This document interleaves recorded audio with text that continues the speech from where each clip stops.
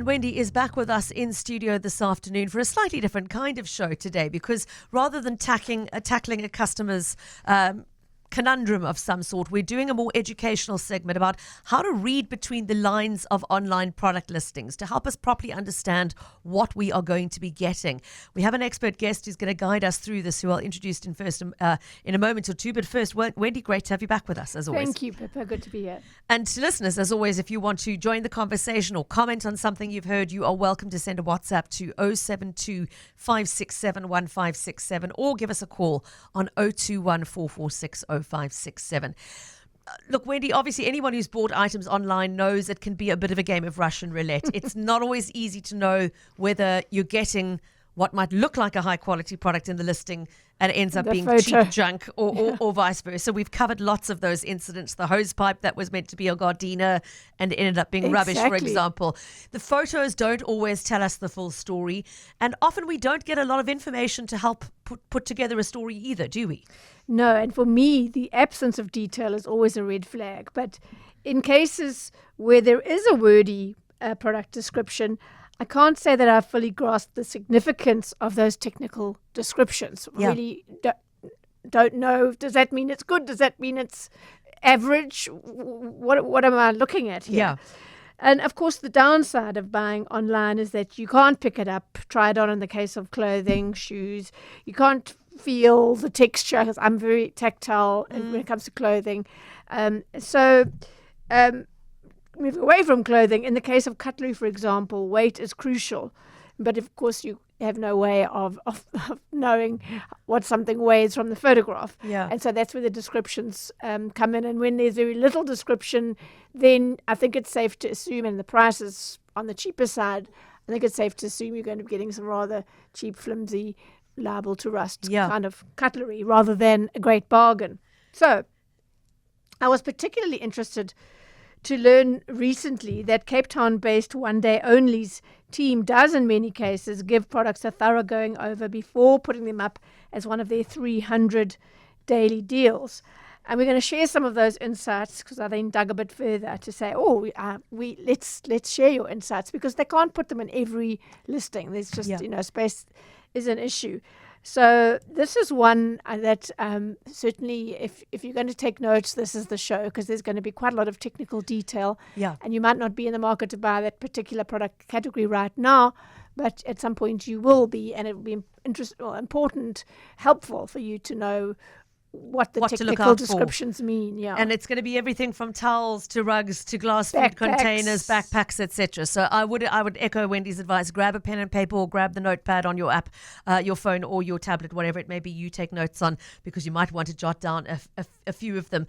And Wendy, Wendy came to me last week, saying, I've just been at this presentation by One Day Only and was really intrigued by everything that I learned. I think it's information we should share. And at the time, Wendy, you actually said you weren't familiar with the platform.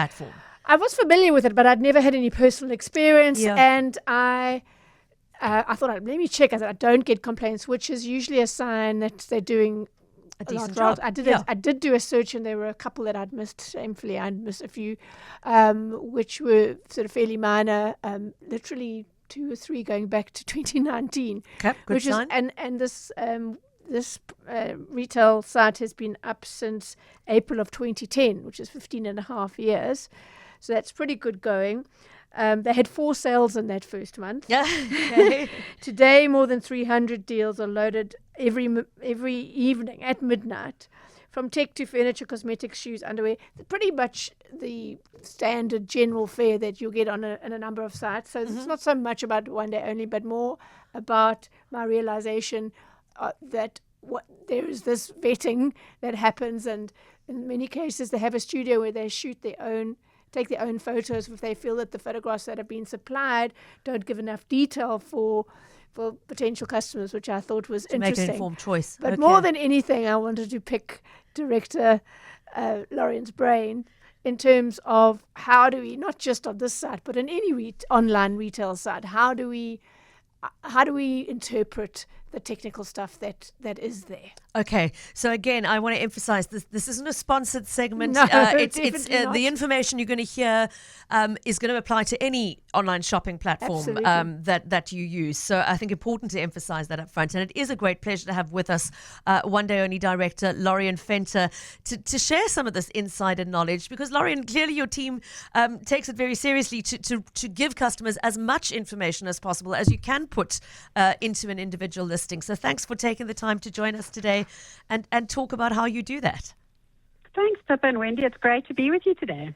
Let's start with what Wendy's already said, that a lack of product description, a vague listing or description is a big red flag on any platform. Do you want to elaborate? Yeah, absolutely. I think online sales are really, really tricky in many, many ways, because you can't touch and feel, as Wendy was mentioning. You have to be able to sort of really understand a product very, very well by the description. And if there is a lack of description, it generally means that people are either covering something or just actually haven't taken the time to put that detail in. Because the only way that people can truly understand what makes one set of cutlery different, or one leather bag, or one backpack different from another one, is the product descriptions. And I mean, for example, on our site, we sell the very cheap items, we sell the very expensive items, the high, beautiful branded items, and we sell everything in between. And how do we convey that? How do we explain that so that customers know and they actually get what they paid for? And I think that very detailed photographs, zooming in on stitching and that kind of detail, which is often missing in some of these online listings, is really important, because the photograph can tell a story about quality in itself, not alone, but it certainly does give you a better idea of the quality of the product that's on sale. Definitely. And as I say, it's not just to say this is a beautiful, incredible, expensive item. It is also to say, okay, cool, this is a really reasonably priced item. It's a 99 Rand item. But what you're going to get is you're going to get really good value for that 99 Rand. It is normally a 300 Rand item, etc. So as much detail, as close up as we can take on photographs, as more information we can put in, the better. Do you have a sense, Lorian, of which category of goods is most confusing to consumers, or consumers have the least amount of knowledge about, and so would be then liable to make a purchase which turns out to be not what they were expecting? I mean, it's probably a difficult question for you, because your team goes to great lengths to provide as much detail and clear photos, etc. But from the feedback you've got, is there any category that stands out for you that's particularly problematic in terms of what people think they're getting and what they actually get? I think clothing and homeware are probably the more difficult ones, because people are very specific about fabrication, about feel, etc. But I think probably the biggest challenge is whether something is branded or non-branded, because if you've got a Sunlight soap versus a Sunlight soap, then it's just down to pricing, and it's an easy one to compare. I think when something is either non-branded, generic, or with an unknown brand, then it becomes so much more important to really go into the details of what you're getting. And the reality is that you can then ChatGPT or Google and really find out a lot more information about those specific items. And obviously today we're here to discuss that as well, just to help to educate, to get a little bit more information out there. So what we're going to do today is run through a couple of categories where there are really interesting insights into things you might not know you need to look at. And we'll get through as many of them as we can in the time we've got available. Wendy, do you want to start us off? Yes, let's start with the outdoor umbrellas, where quality, it seems to me, is of utmost importance, given that here in the Western Cape they're subject to extreme weather in terms of both wind and sun. And funnily enough, I had a case recently, I haven't taken it up, where one of these umbrellas shot off and actually impaled the car bonnet. Oh my gosh. Of someone parked nearby. Terrible. But yeah, they can do a lot of damage. But we're talking particularly here of, collapses and really fabric that's not designed to deal with extreme weather. So what are the things we need to know, Lorian, about outdoor umbrellas when looking to buy one, beyond the price, that is? Yeah, so I think outdoor umbrellas really do vary in sturdiness based on their material frames. So there's ribs, the poles, the fabric.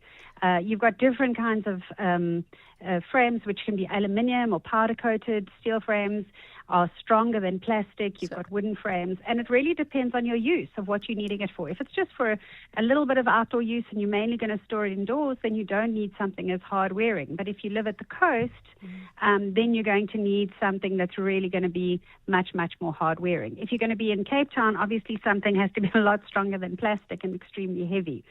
And then I think also the ribs support the canopy, and the more ribs you've got, the stronger the umbrella is going to be. So that's really an important fact for us to remember. Can you talk us through how many ribs a premium umbrella would have versus a not so premium one? Yeah, so generally a premium umbrella will have 8 ribs, and then your cheaper products have 4 to 6. So that's a good number to remember. Okay, right. So 8 is the gold standard with lots and lots of support. Okay. And what about the fabric?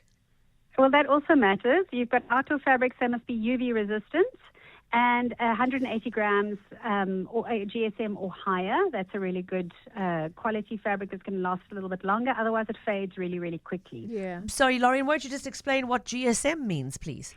It's the weight and the sort of weave of the fabric.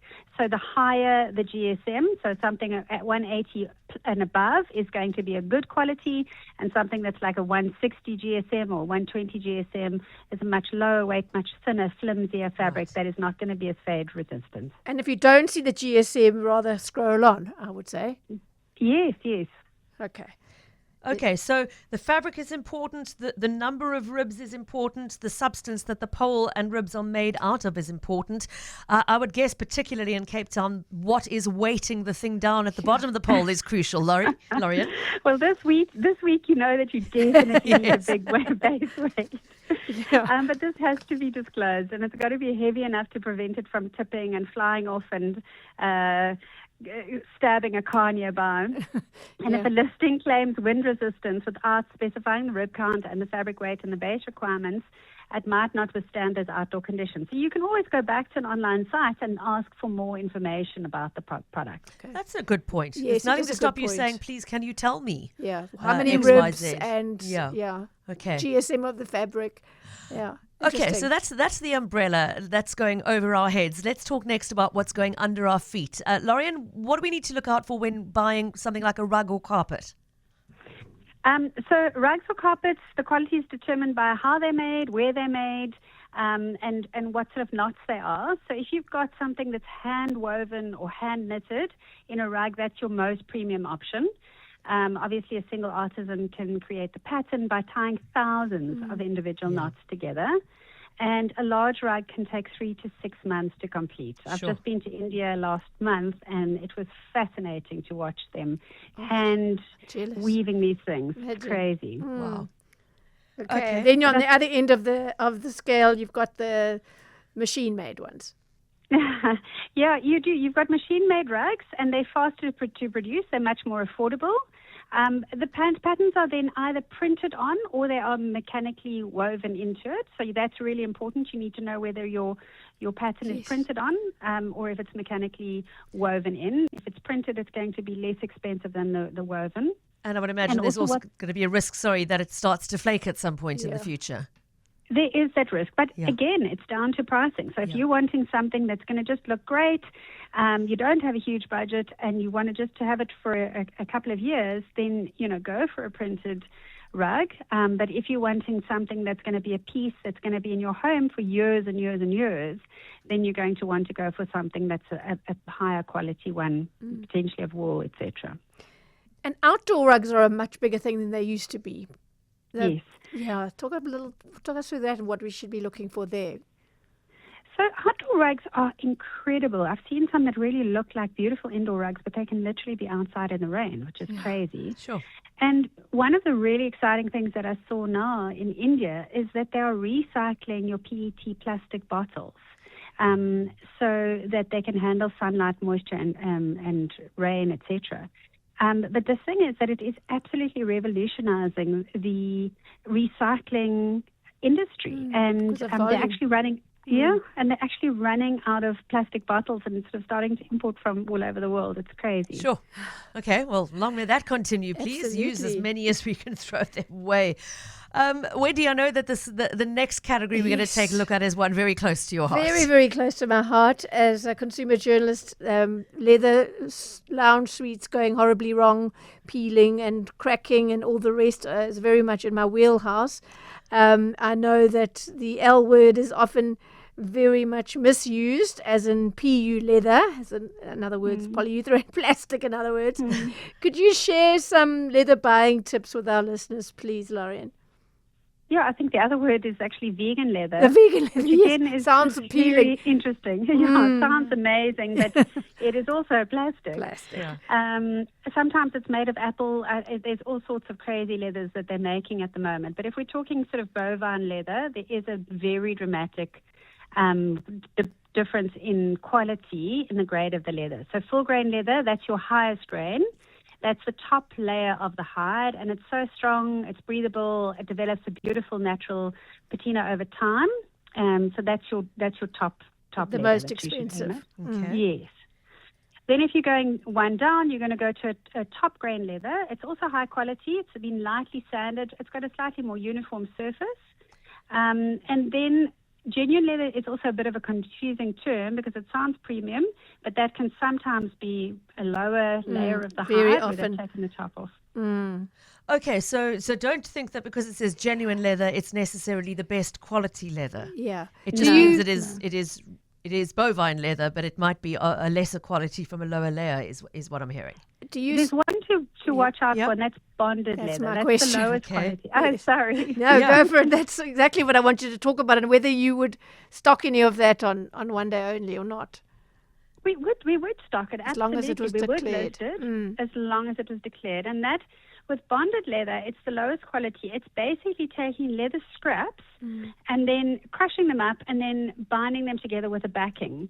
The challenge with that is it does often crack and peel over time. So again, if you're just looking for a nice little fashion item and you still want that sort of smell and that feel and that vibe of genuine leather, that's great. But if you're wanting something that's going to stand the test of time, then you're going to want to have something, The problem for me with these products is that legally we have a 6-day warranty, the CPA Section 56 warranty, so that you can have recourse if it goes wrong within 6 months, cracks, peels, whatever. But these products tend to only do that long after 6 months, sort of a year, 18 months, 2 years, and then you've got no recourse. Yeah, That's definitely. the problem. Okay, so very important. There's one other point that's also important is that in South Africa we've got a lot of people where it's really important that they don't have pig leather. It is really important as well that you can see there if it's bovine leather, etc. as well. Good So point. that's just another little factor to have in the mix. We're going to take a look at glass food containers, at cutlery, at towels, backpacks, and however else much we can fit in. I'll leave you though with one thought from Joan, which is a helpful tip, that if you have a couple of large eyelets put into the fabric of your outdoor umbrella, it helps a lot to prevent it from blowing away. Just gives the wind a place to blow through. That makes so much sense, Joan, rather than sort of getting resistance stuck, like a sail. the resistance, exactly, and taking flight like the sail of a yacht. So perhaps if you're having one manufactured for you, consider asking them to put in a few eyelets. Joan, that's a great tip. Thank you. And joining us on the line, Lorian Venter of One Day Only. And again, I want to emphasize this is the advice that is being shared here is not specific to One Day Only. Lorian is sharing insight with us that helps us understand the listings that we see on any sales platform and know what to look for in the detail, which can give you hints as to the quality of the item you're actually buying. So if you're just tuning in now, you've missed our conversation about umbrellas and about rugs and carpets, as well as leather and the different ways leather is marketed and what to look out for and what to be wary of. So if you missed that, please go and look through for the podcast of the interview to hear the bit that you missed.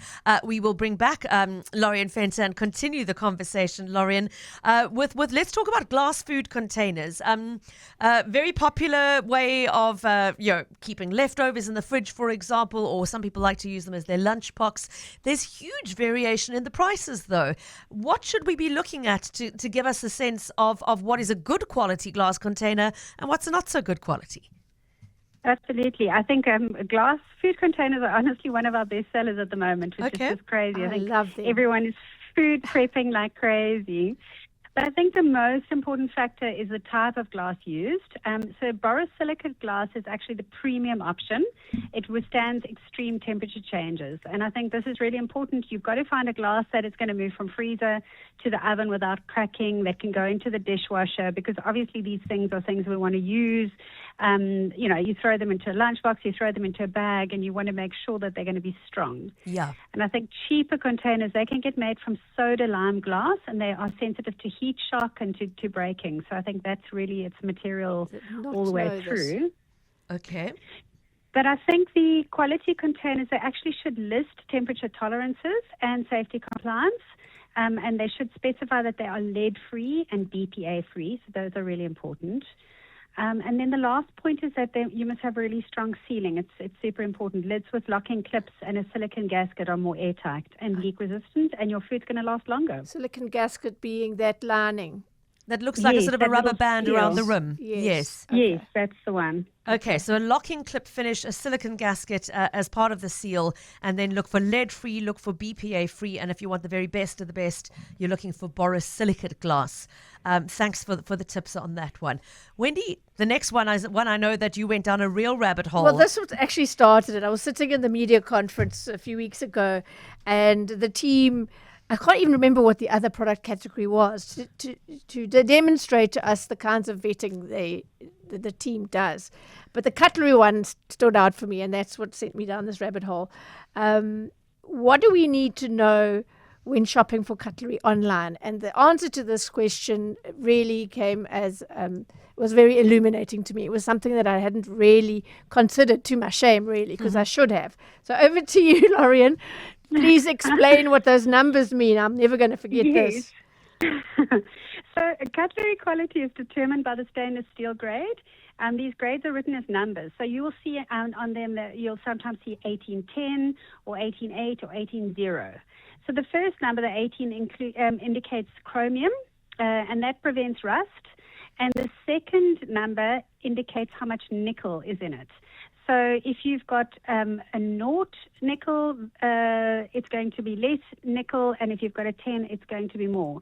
But what the nickel does is it adds shine, so it makes it beautiful and shiny and lustrous, and it improves corrosion resistance. So 1810 is the highest quality. It's used in premium hospitality items. 188 is durable, ideal for everyday use, and 180 contains no nickel. So that's what actually might tarnish over time. And would that also be the very lightweight stuff then? No, I think the other thing is just weight. It signals quality. So you've got the two things. You've got the materials, and then you've got the weight. The heavier cutlery is forged, it's stronger, and then your thin, lightweight pieces are going to bend easily. So if a listing doesn't state the grade, it's usually got a low nickel content. So what grade, how do they specify grades with cutlery from high quality to lower quality? No, it's just on the nickel and the. Oh, I see those numbers. Okay, got you. Yes. Okay. Yes. Oh, I'll vouch for that. Having made the mistake of buying the less expensive lightweight cutlery for, to go off to res, it came back in all kinds of shapes that it did not leave in. Is all I will say. Yeah. I do want to say though that there's a space for all, and even with us, we do sell the expensive items and we sell the cheaper ones. And the reason is, if you're going to have a Christmas party and you want to have beautiful gold cutlery and you want an amazing look, and you don't really, it's not longevity is not to be your yeah it's just a fashion item. I hear it's you. Great. Then go for it and buy the cheap quality one, and just take a bit of care. Make sure that you don't leave it lying in water or leave it lying in the wet sort of steam after you've put it in the dishwasher. Take it out and wipe it. That's a very good important tip for as all well. cutlery, for all cutlery. Yeah. Those marks you get on the cutlery is because you've left them sitting there steaming and not drying immediately after dishwashing. Thanks for that. Okay, let's go next to one which I know people get very, very highly hit up with personal opinions on, the quality of towels. Yes. Some people like them lightweight and quick drying. Some people want them spongy and fluffy and feeling like you've been wrapped in cotton wool. And often a couple has differing needs in the same set of towels. That's a challenge if ever there was. Yes. What can you tell us about towels, Lorian? So towel quality is determined by the weight. That word GSM. Grams and per fiber square meter. grams per square meter. There you go. And fiber composition. So your GSM stands for your grams per square meter. It refers to your fabric density. A high GSM, obviously thicker, softer, and more absorbent. So towels between 500 and a 650 GSM, they're plush, they're luxurious. And towels below 450 GSM are thinner, they dry faster, but they might feel less premium. Yeah. So it depends what you want. I mean, you might enjoy that plush feel, but then get irritated because it doesn't seem to be drying you off as effectively. And then the thinner ones seem a bit cheap and nasty, but they've got better absorbency. Some people prefer that. Yeah. Lauren, what about the fact that not all cottons are equal? Yes, I think this is really important. Cotton remains the gold standard in towels because it's naturally absorbent. Sometimes towels have got polyester in them. That to me, they don't feel very nice. They do retain their color very well, but I just don't like the feel of it at all. But Egyptian and Turkish cotton have longer fibers, which means that they can actually create a softer, more durable towel, and it can improve with washing. Microfiber towels, which are made from polyester, they're lightweight, they're fast drying. It makes them ideal for gym or travel, but they definitely don't feel luxurious or premium. I actually heard a tip on one of those reels, hairdressers saying one of the mistakes we make with our hair. And they said, women don't realize that the normal cotton towels do a lot of damage to your hair, and that you should have a special microfiber towel for your hair, which I now do. Yes. I won one of those lovely microfiber hoodies with a button on the front, and you sort of loop it all up and look the elastic you and over. me doing it right. Who knew? Okay, but I will vouch for the fact it absorbs quickly, it dries quickly afterwards as well, and it doesn't damage the hair. Okay, so that's the consistency, the quality, the type of cotton that you're using, or not cotton in this case. The other thing people often trip up on, Lorian, is the size of the towels. Yeah, so a bath sheet is significantly larger than a standard bath towel. It provides more coverage. Again, it just feels so much more luxurious, and it's down to people's budgets. It's down to their preferences. And how big your washing machine is. And your washing bill. Yes. But, it's really important that listings clearly state the GSM, the cotton type, the size, just to really help customers understand what they're buying. Right, the conversation continues with Lorian Fenter of One Day Only and Wendy Knowler. And before we go to the backpacks and travel mugs, a question in from Selwyn wanting input on jewelry. Selwyn saying customers often duped into buying what they think might be silver jewelry, but it's actually silver looking, and what arrives is something else coated in rhodium, for example. Lorian, I know Wendy was just saying one of the Chinese platforms tries to get away with that by saying silvery jewelry.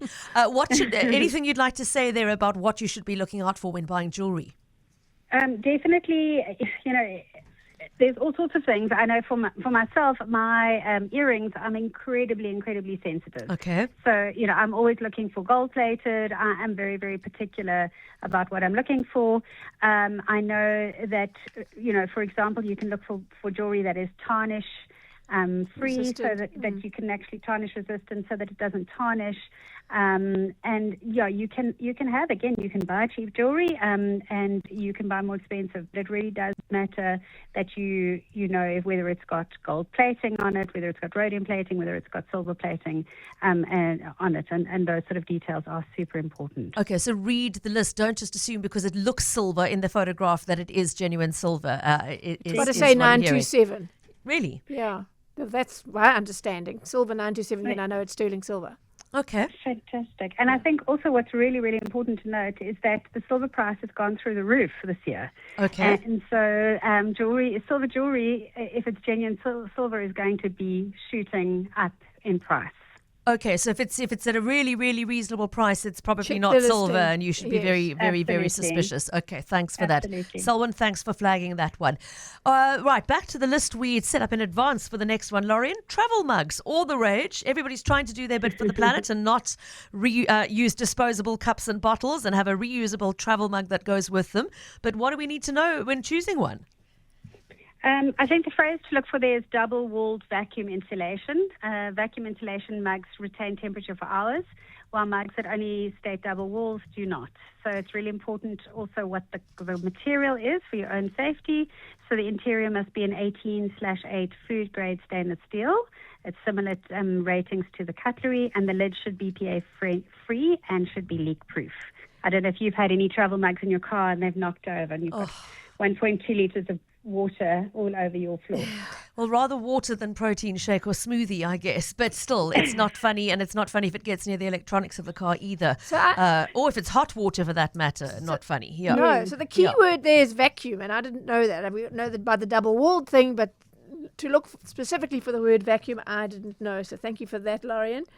And then finally, this strikes me as an area that one should really, be careful when purchasing, because you do rather want your backpacks to, unless it's just a cheap little thing you're going to take on a beach walk with 2 things in it, you want your backpacks to be of a high quality. So how do we go about doing that? What do we look for in listings, Lorian? Well, I think you're so right. I did the Otter Trail with a borrowed backpack from a really kind friend of mine, but it was very old, and it stuck into my back. It wasn't holding in the right temperate places, etc. And I have never had a more uncomfortable 5 days in my life. So it is something that's very close to my heart. But backpacks need to be assessed on their fabric density and their stitching, because you don't want any of the stitching to come apart as you're busy hiking. You're carrying very heavy items, and when things start to go wrong, you sometimes are 3 or 4 days away from help. Sure. So durable bags use ripstop nylon or polyester graded between the 600 density or 1200 density. So those are just words to look for. So ripstop nylon and 600D or 1200D. And then the higher the number, the thicker and tougher the fabric is. Okay. So that's really important. And then reinforced stitching, padded straps, improved comfort and longevity. Make really premium outdoor bags, and it really is about the ergonomic support, where the weight is going to sit on your back is really important. And adjustment, I think, is also how much adjustment you can get. Definitely. And something which is really worth considering, and I heard about this off air, is the zip. To look for the YKK zips, because I've bought something on one of those foreign retail sites that looked great and the product was fine, but the zip was so cheap and awful that it just ruined the experience, the lived experience of the item. So you just talk us through that a little bit, Lorian. Yeah, if something's got a YKK zip, you know that it's going to be very good. I mean, there are other zips that can be very good, but it is really, really important. Even if you get your item and it doesn't have a zip that you're happy with, to rather send it back. Because, again, on a backpack and when you're hiking, if you're just doing a quick beach walk, again, you can buy cheap items, and if that suits your purpose, that's great. But if you're going on a big proper hike, then you need something where your zips are not going to break and everything's not going to come tumbling out. Yeah. I've just, while we're thinking of zips, it's something to look at when buying handbags as well. The zip or whatever the closure is take the time to zoom in on the photograph. If there isn't already a close-up photograph of the closure of the bag, pay attention to it. It can ruin your experience. It can absolutely ruin the bag. You can buy what looks like a very expensive, beautiful quality bag made from wonderful leather, and if it's got a dog-cheap zip in it, that's going to break. You don't want to use the bag. You're going to have to then go and invest more in having a zip replaced, for example. Absolutely. And same applies to while we're talking bags, just off the top of my head, the strap on a bag. It's something I became aware of and almost fell for the last time I was overseas. I was going to buy myself a nice bag to bring home, and the sort of over-the-shoulder strap was all folded up and neatly tied together, so that all you could see was a very short section of it. Thankfully, I said to the lady in the shop, I want to just open this up so I can see how long the strap is, only to discover that little bit peeking out, which was beautifully leather coated, was the only piece of leather on the strap, and underneath was basically a woven rope. Cheap as chips. Needless to say, I left it behind. Well done, you. But it's an important thing to look out for, and if it's all particularly packaged up, and I know they package it like that because it's easy to transport that way, and to stock on the shelf. It's also easier but to it's also easy to hide a flaw. Yeah, I'm just looking at the zip on this bag I bought from an artisan on the what do we call it? What's that area? The wilderness there? What's that? The garden route. In the garden route, okay. And it's such a beautiful little bag. And I'm looking at the zip here. It's got a big YKK on it. Excellent. Yeah. Okay. I think we can squeeze in one last listener question before we have to wrap up. Lauren, somebody asking about the significance of thread count when choosing bedding. Yes. So thread count is very, very important. The higher the thread count, the better the quality. In general, sort of a cheaper quality is a 200 thread count. Getting to something more premium is a 300, 400, 500 thread count. So the higher the thread count, the better, which is super important. But it is also really, really important that you don't just know what the thread count is. It can also be about the quality of the cotton. So if it's a long staple cotton, it can outperform something with a much shorter fiber. And again, that one is one that often is not necessarily included in product specs. I think also the weave is what matters, whether it's a percale or a sateen, those sorts of words. Sateen is something that's got sort of a shinier feel to it. So it really is important that you really look into the details as much as possible. And, these days with ChatGPT, with Google, it is important that we can really understand what are the things that we like. And as we become more savvy on products and, it makes us better consumers.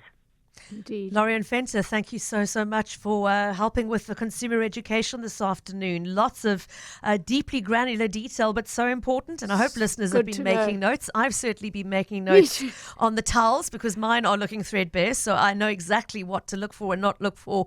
Thanks for the advice, Lauren, and appreciate your input on the show this afternoon. Wendy, as we appreciate yours as always. Thank you so much. Thanks, Lauren. Keep well, Lauren Fenter of One Day Only and Wendy Knowler. A reminder that you can reach out to her via her website, wendyknowler.co.za.